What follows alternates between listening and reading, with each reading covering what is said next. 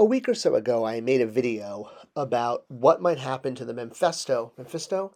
I'm never pronouncing it right. I'm getting so much slack on it from the comments. Memphis- Memphisto. This guy. All right, what's going to happen to his action figure if the Ghost Rider Engines of Vengeance doesn't move forward? And I looked at a lot of factors that would either be pro or con to his release. And one thing is if he was released at mass retail, there are some issues. And a lot of people then started sending me all sorts of examples of devil action figures at retail. And we're like, look, I mean, why can't they just do this? Well, there is a big difference. And that's actually exactly why I'm making this video today. Because unlike some of the other examples, when you're dealing with this guy, he he literally is the devil, the devil, Who told you? and that's what I want to get into because now that the Engines of Vengeance hasn't gone forward, and I'm actually making an assumption at this point because I'm recording this video before the deadline, but it doesn't look good at this point. I'm going to assume it didn't go forward, and I don't have to re-edit this video. All right, so with it not going forward, I'm assuming, are we going to be able to get our Memphisto action figure? I'm going with Memphisto. I don't know. Everyone's giving me slack. Well, I thought this figure at first was fully tooled, and that was going to be an issue. But it turns out, I was wrong. yeah, it's actually just the repurposed body from the new Black Panther movie, Build-A-Figure. So that's awesome. That actually really increases the chance of getting a figure like that out there when we're really just dealing with a cape and a head and arms, I'm sure, tunic. Either way, it's way different than a fully tooled figure. If that had to happen, yeah, they may need major supporters ahead of time because they would need to justify the huge amount of tooling. But now that it turns out they don't have to justify that tooling, well, then we're just dealt with one issue only, and that's the fact that he's the devil. Okay, and yes, there are other examples of devil figures at retail, and that's what we're going to address today. So how is it that, something like this, I worked on this figure, actually. He was in a line I did. Or, I mean, there's Hellboy, right? Or, C. Montgomery Burns. Yeah. I think the point that I'm trying to make is the devil can take many forms, and as a toy, is this acceptable?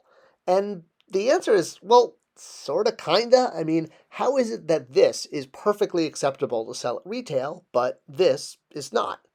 Well, that's what we're going to address today because, well, it's Halloween, it's Spector Creative, and we love addressing the why, the behind the scenes of toy making to kind of explain away collector enigmas, shall we say. All right, it's spooky time.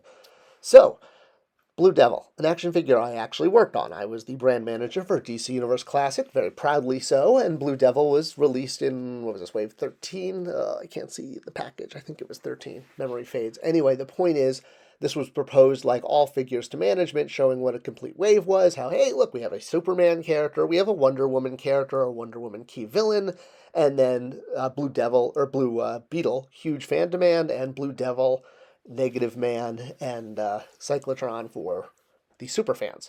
Now, usually that's the layout for a lineup, and there were questions about Blue Devil, and we showed how he was a legitimate character in the DC universe. He was a hero, and what I got from management was a big, yeah, no, okay, we get he's a legitimate hero, but we're Mattel, we're a giant corporation, and we don't want to be selling devil action figures, to which I then pulled out of my box of fun things this figure that had been released years before I was even hired.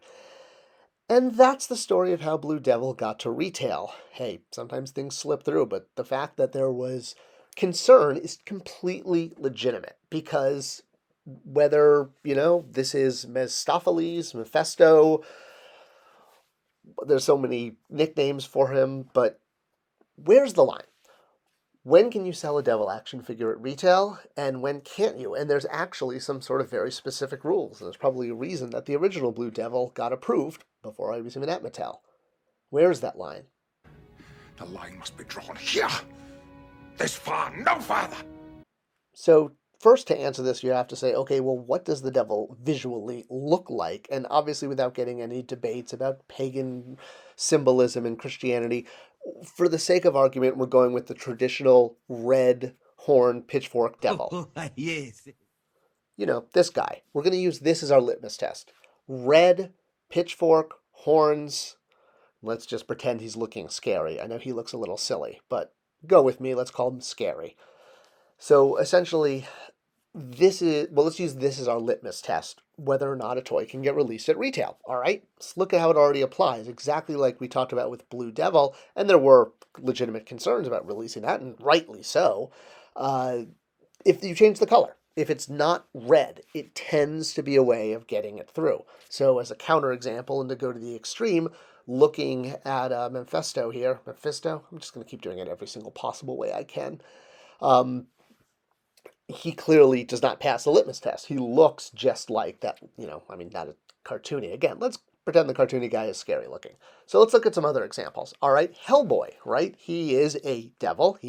Has red skin, but one of the things that he gets a pass is the fact that he's got a trench coat and a giant arm, which is a little different. And most of all, the horns. The lack of horns actually takes away from him reading as the devil. And you're going to say, oh, wait a minute, but you even showed this image earlier in the video. There's Hellboy, and he's got giant horns. Yeah, notice the sticker there, previews exclusive. This was not sold at retail, and that's exactly why. You sell the devil version, not at retail, through online, etc. Another example, Babulgia. If you read Spawn comics, the devil, or well, a devil. Does he look like this guy? Not in the least. And there you go. That's why he can get through. And again, we're going for this guy being scary, not cute. Bear with me. I had trouble finding lots of appropriate devil art without getting into anything inappropriate. I had to use those, Renaissance paintings back there. All right, so back to Malbolgia. Yes, so he does not read as the devil. The robot devil, now that's a character that reads as the devil. Absolutely. He's red, he's got horns. Check, check, check, check, right? Against our litmus test. All right, so why did the robot devil get to be released at retail? Well, the answer is how he was released.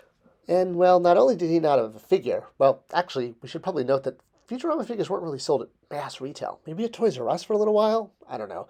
Either way, he didn't have a figure. He was a Build-A-Figure. There you go. Not sold as a figure, but that was a very clever way of doing it by just selling arms, legs, and I guess someone had to have the head, but a head's a head. All right, here's another example. What about Labria from the Star Wars Cantina? All right, not going to sing a song. Well, technically, he is the devil, but if you look at our reference art again, it's not exactly, matching up. He's not red, he does not have a pitchfork, and, well, in the movie, he's just, a guy hanging out getting drunk, and that's kind of how he gets away with it. He's a Star Wars alien. But what's interesting is the mask was a mask of Satan used in a horror movie and was repurposed in A New Hope in a way to spruce up the aliens. So it is technically Satan, but whatever. You can see why he gets an exception. How about Evil Homer here? All right, and now before we move forward on Evil Homer, we have to get one thing straight. This is not Evil Homer, and this has been something that's been bothering me for, I don't know, better part of a decade now. Okay, this is Evil Homer, right? I give you Exhibit A to prove my point here. Evil Homer, I am Evil Homer, I am Evil Homer. Yeah, I very distinctly remember when we saw on a list that we were going to get an Evil Homer action figure. I was so excited to get this, but instead they went with this, when the devil is just on Homer's shoulder whispering to him. And that's actually a really, really good point, because that brings us to how this figure was able to be released at retail. See how the examples are just somehow working so well? All right, so looking at the figure, yes, it does actually look like the devil. Red, pitchfork, the whole 9 yards.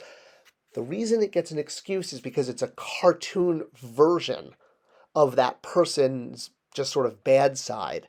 This has been a motif that has been happening for decades, if not well over a century. And yeah, that's not, Satan on Spider-Man's shoulder any more than it is God on the other. I mean, going back to Looney Tunes and Disney, I mean, again, the whole, angel versus devil cartoon thing has been done, and it's part of pop culture so much that, well, gets a pass. All right, what about Daredevil? All right, that's obviously a guy, he's got horns, he's red, except for the, little bit of the mouth there, and he even has devil on his chest, Daredevil. I mean, it's been named Daredevil. So, well, why does he get a pass? Well, do we need to be more obvious? He's not the devil. He's a guy dressed as the devil. Case in point, this unmasked action figure. And I don't think anyone has ever had a problem with someone dressing up, especially a superhero. He's doing it for good. But yeah, I mean, clearly it's like how Batman is trying to scare criminals. I mean, we all know, I mean, there's other reasons for Daredevil's name. It's any toy of a person dressed up as the devil, whether it's a superhero or a cartoon character. These are just seen as costume to action figures. They're not representations of, you know, well, like we're back with Memphisto. Mephisto? Mephisto? Mephisto? I always said Mephisto. I don't know. Like Mistopheles. All right, so what are the rules? How do you know if you can get an action figure at retail? Well, does it look like the devil being all red? Well, if he's not all red, it's pretty easy. And if it is all red, it's basically because it's a joke character about the whole, being on the shoulders thing. 9 times out of 10, that's pretty much what it is. So, are there any devil action figures you've noticed at retail that kind of don't fit in any of these categories? Love to know, because can always do a follow-up to this. I hope everyone enjoyed this special Spector Creative Halloween-themed episode, and I'll see you guys in the next one. Pass it along and share. It's the best way to show support for this channel. Thanks for watching.